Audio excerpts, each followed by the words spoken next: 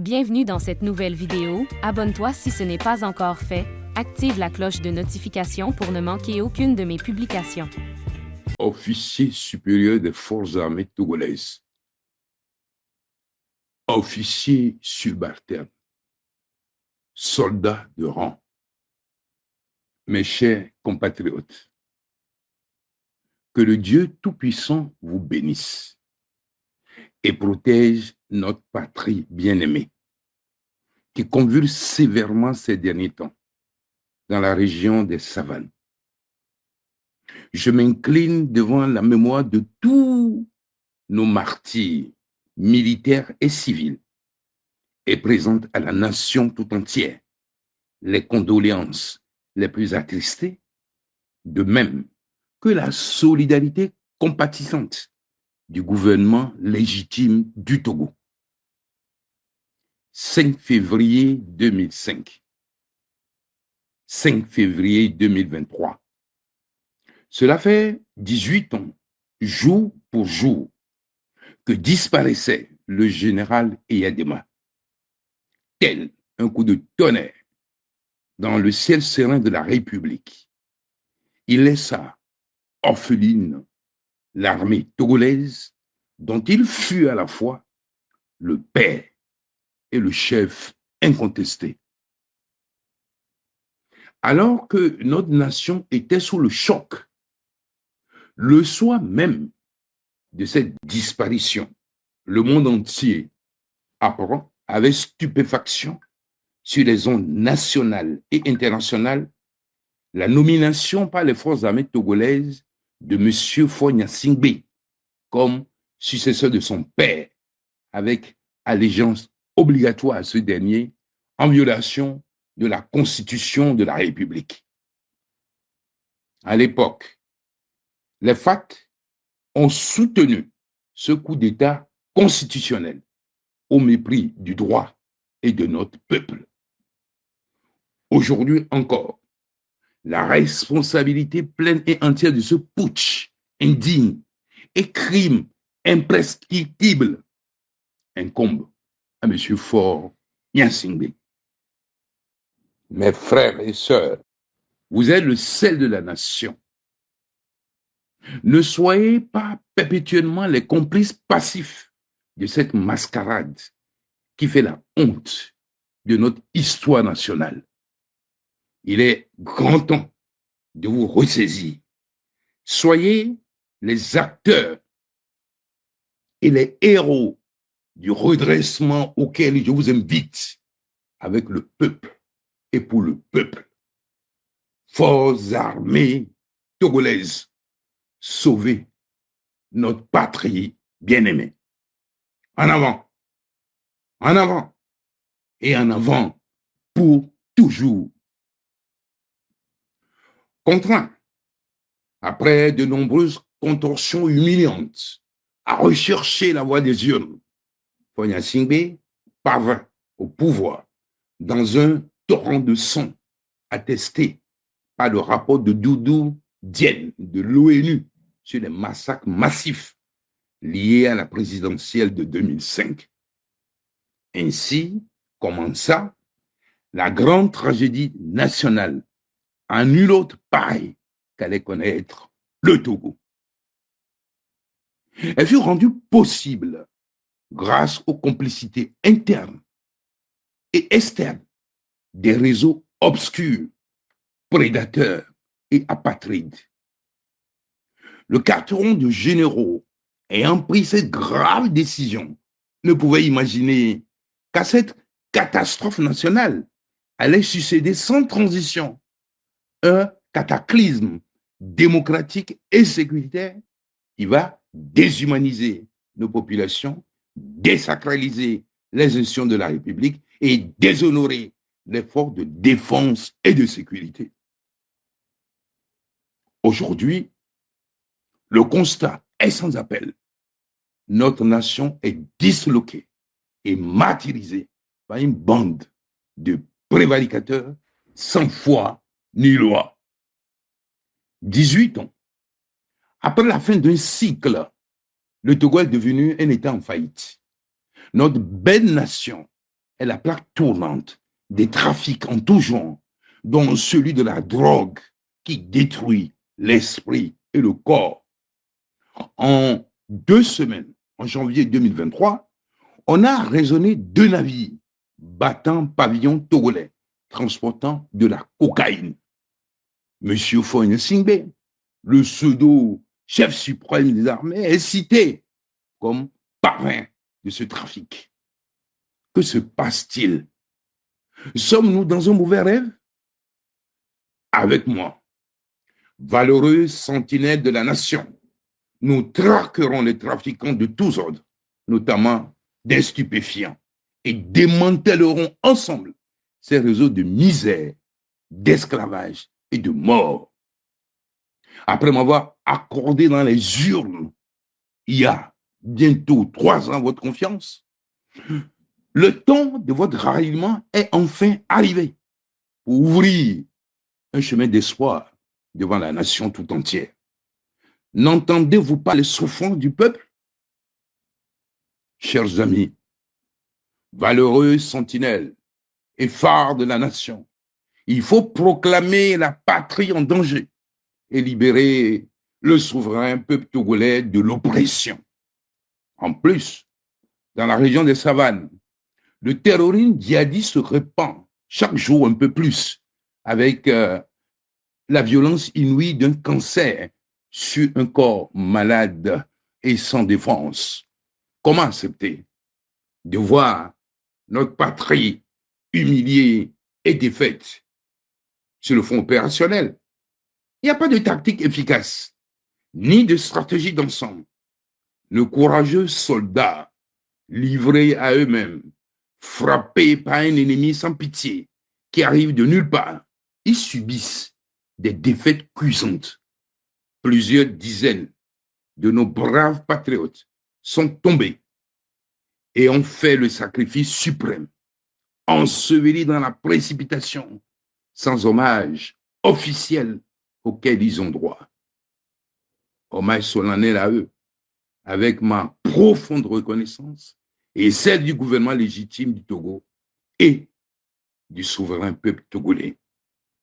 L'absence de communication sur le front opérationnel, de même que le démantèlement du haut commandement militaire, nous mène à la catastrophe, la honte suprême, et le recours à des mercenaires étrangers, mieux payés et considérés, plus que nos propres enfants. Il y a donc péri à la demeure, car la République est entièrement prise en étau par une double et grave crise, la crise politique, née du quintuple coup d'État électoral, militaire, judiciaire, diplomatique et médiatique au terme de la présidentielle du 22 février 2020, grevée de la crise sécuritaire. Serons-nous spectateurs lorsque nos braves soldats et nos populations meurent quasiment chaque jour dans un silence méprisant du naufragé du 22 février 2020 et sa coterie? Le sang immaculé de vos frères d'âme et de nos martyrs nous interpelle, tous de façon poignante, depuis la région des savanes. Rappelez-vous que lors de ma présidence de 2018 à 2020 de la Commission Défense et Sécurité de l'Assemblée nationale, j'ai entendu vos plaintes et proposé des remèdes.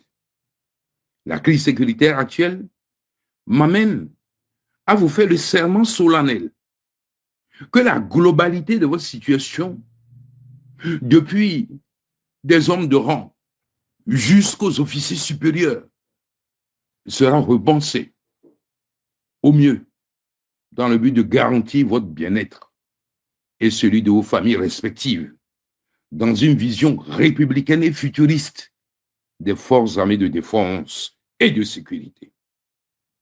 La grave crise sécuritaire qui frappe notre pays en appelle à une véritable doctrine militaire garantissant notre souveraineté, d'où l'urgence, sans faux fuyant, des états généraux des forces de défense et de sécurité.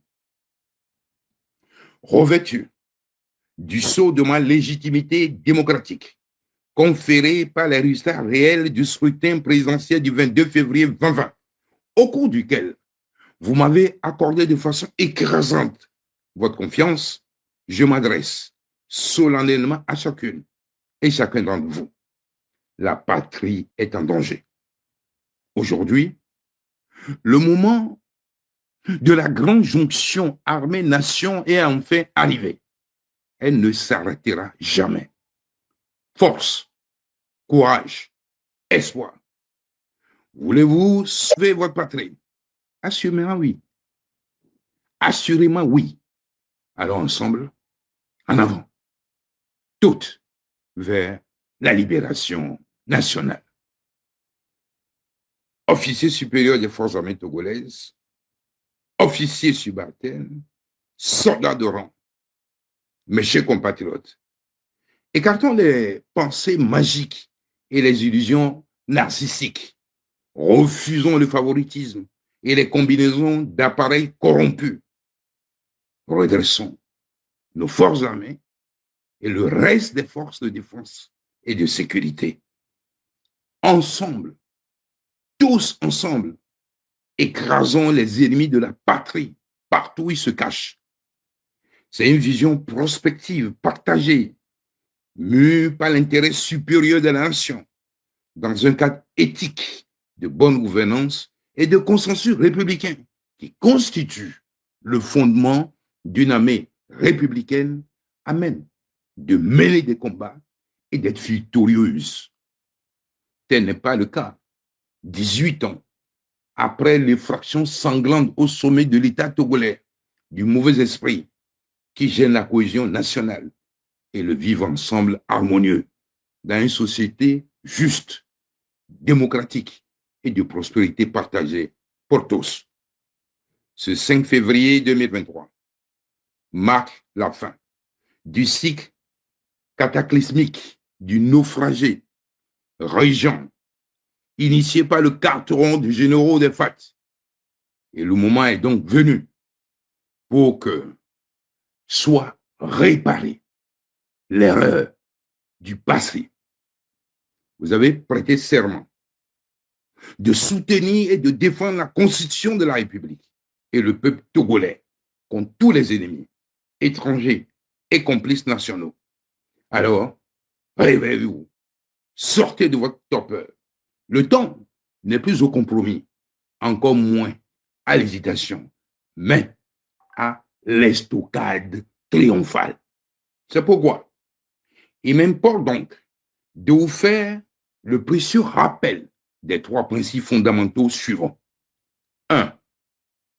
La Constitution est la volonté populaire d'un peuple qui déclare que vous êtes apolitique. C'est-à-dire que votre posture doit être d'égale distance avec les acteurs politiques.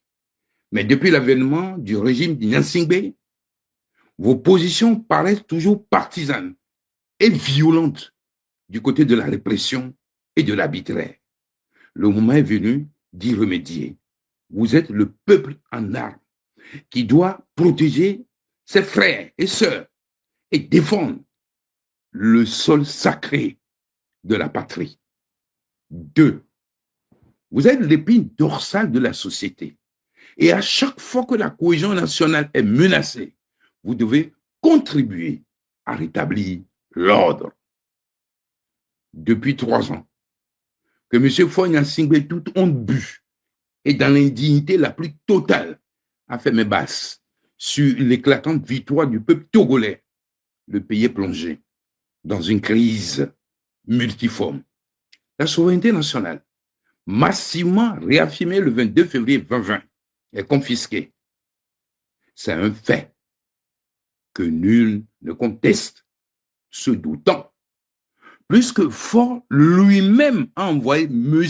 Attiadedi me dire: nous avons volé ta victoire, mais tu ne peux nous envoyer en prison, car nous avons le monopole des forces de défense et de sécurité. Abandonne tes recours, tu seras nommé Premier ministre au pouvoir élargi et M. Faure Gnassingbé te remettra une valise. L'ambassadeur de l'Allemagne au Togo du G5, encore en poste, affirme que Faure est écrasé, mais qu'il ne veut pas quitter le pouvoir. Quant au message de félicitations diffusé par Radio France Internationale, RFI, et l'audience du 9 avril 2021 accordée par Emmanuel Macron à Faure Gnassingbé, j'ai dit, tout cela relève d'une grave imposture qui jette un profond discrédit sur la diplomatie française. Vaillants soldats, respectez votre serment. Vous ne devez pas être au service exclusif du tyran Faure Gnassingbé et de sa coterie. De votre neutralité dépendent la paix, la cohésion nationale et la sacralité des institutions de la République. Soyez donc fiers, courageux et audacieux. 3. En matière politique, la responsabilité ne se partage pas.